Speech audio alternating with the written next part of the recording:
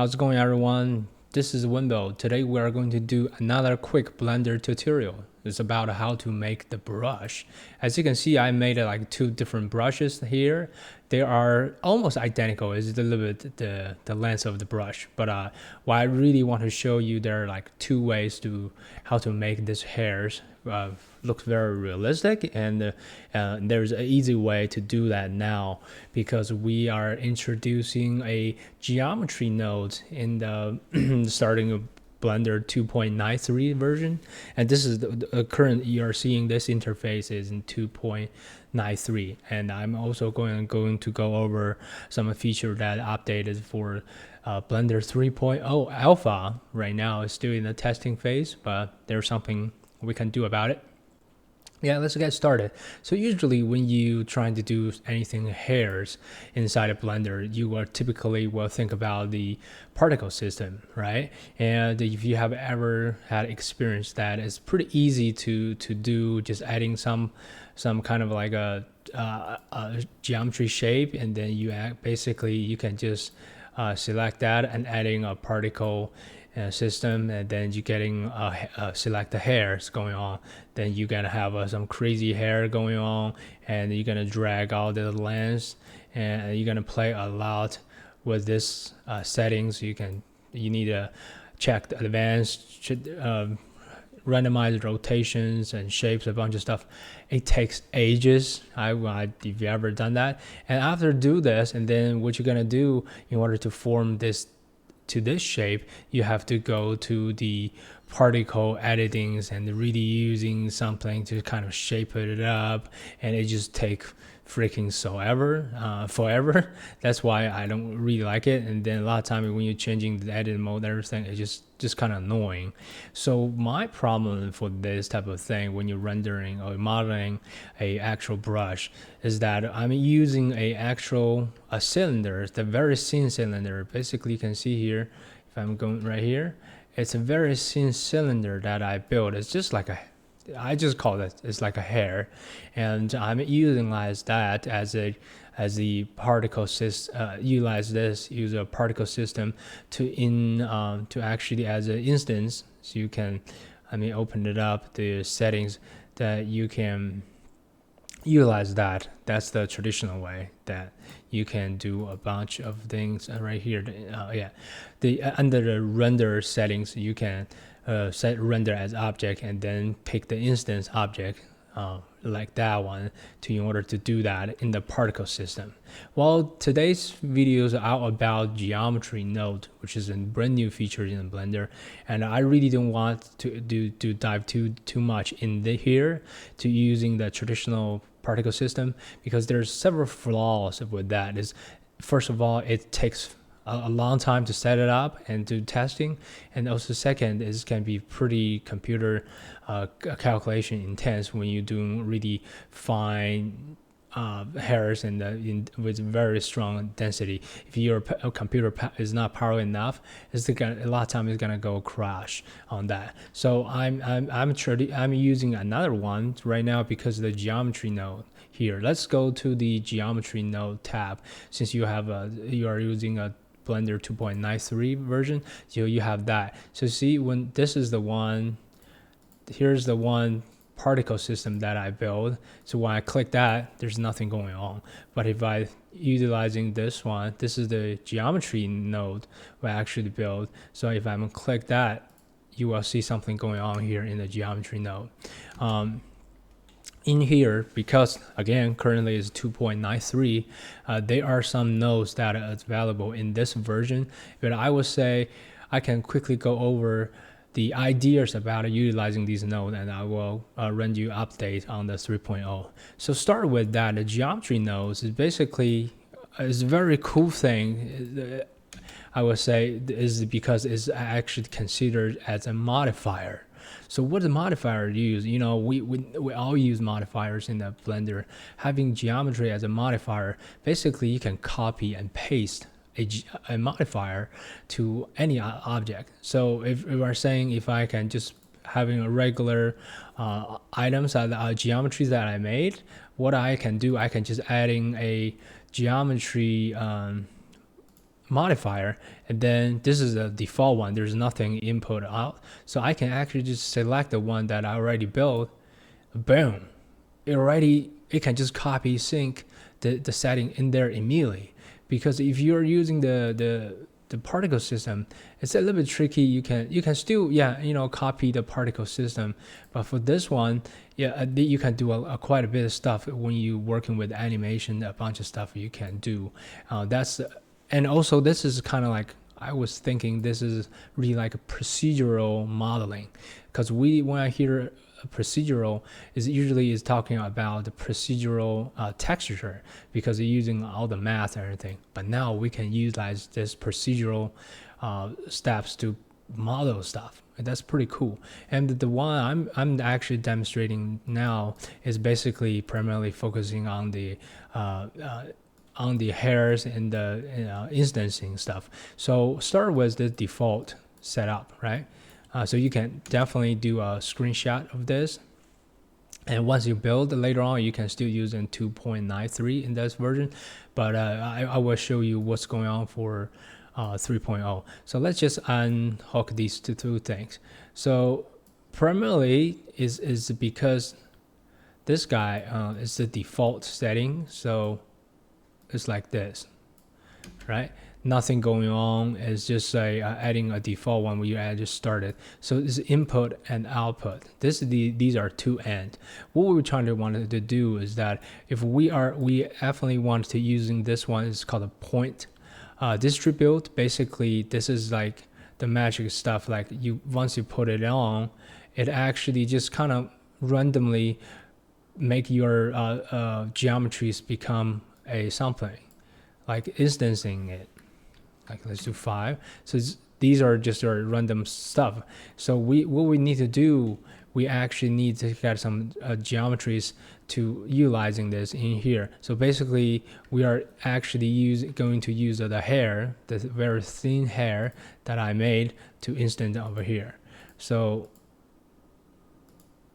let's go back to the geometries. There's a lot of time that when you do that type of thing, then it's going to be harder to select.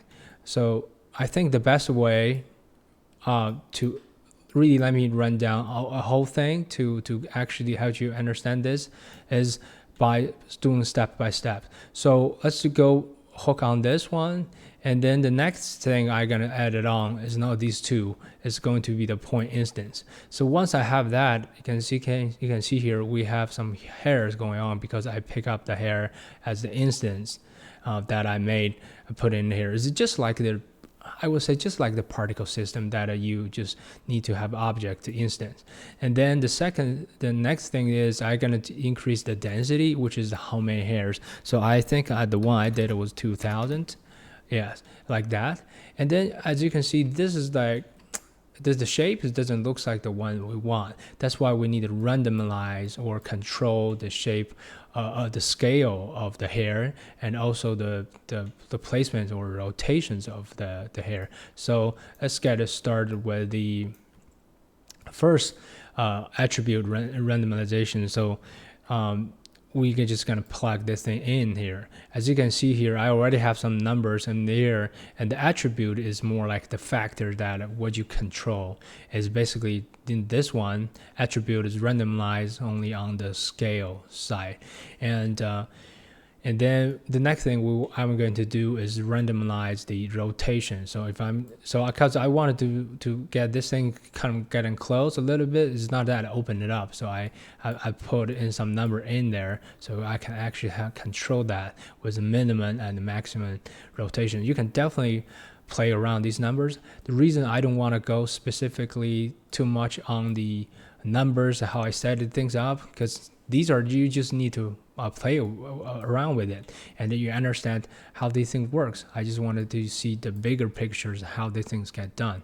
And after doing this, it seems like, oh, this hairs, everything is fixed, but there's actually missing the original geometries, that the half cone or half circle or a ball, that part is missing. So what we can do here, we can use a joint geometries, actually getting these two joined together, and then we can have the bottom part of that, the original geometry going on. So that's kind of like the reason why we need this put in here. So having these to figure out is a very basic concept. It's the start was the original geometry, and we want to have that stay there, and then we're adding something as an instance. It's working similarly like the particle system when they built this geometry node at the 2.93, and it's kind of like easier for us to understand the procedures of how this thing's been built for this purpose. And then after that, when we are moving to the 3.0 version, and then they're trying to simplify more things, and after majority of the user has been have some sort of understanding on the geometry. So let me show you what's going on for the 3.0 alpha. So now it's still same geometry node. I put it in here, and as you can see here, these have some marks on there. These means they are going to be called legacy nodes because they are the very original testing node, and they will be removed and replaced by I think they're according to where they're saying is by Blender 3.4. Before that, these are going to be removed. So at the 3.0 version, we still can see these, but when you actually editing the geometry node, you are no longer having these node available. You can open it up, the old file. So what we have here, I'm translating these node into the new version of geometry node, but still same concept applies. They just make actually the process easier. So they call distribute point on faces is exactly I'm just going to open up this one. So it's very similar to that. It's just combining a bunch of different things together. An instance on the point is more like the point instance, and because in that you already default having some geometry that you can quickly pick. But this one, you actually have a node that you need a hook to a object info, so you can still pick up the instance stuff that you can use. For in this case, it's a very thin hairs that I made. And another thing, the rotations and the scale, we are just going to use random values to do that instead of attribute random. So because these are too complicated, because what you basically need right now setting up here in this attribute random, you just need to select a type of a node that you need to put in, or either vectors or other boolean or integer or float. These are type of thing. That's all we need. So they simplified into a random value. Then you can just kind of quick pick through to do a bunch of different things. So it's still hook on these. The principle or the constant, the problem solving procedures or processes are exactly the same. They're just using a different format. So now if I'm come back in here, so this is what I have. If we are unhook these, right, we are hooking these back in here, the end result is going to be the exact same because I'll be using the same settings and based on what I had. So it's very easy to do, and also you can animating these things when you actually utilizing the geometry node. There's a lot of stuff need to explore, and I'm also still in the learning process to getting things done. But I think I really prefer this one to older compared to the old particle system. You probably see some tutorials still using particle system to do hairs and everything, but right now I think using this method is going to be much quicker and easier and very easy to utilize it, and it just makes a lot of sense to me. So hope this video is going to help you, and if you really like this kind of type of content, please consider subscribe, and and also we can hang out on Instagram if you are doing on social media stuff. Yeah, well, without too much talking, and I will see you in the next video. Bye.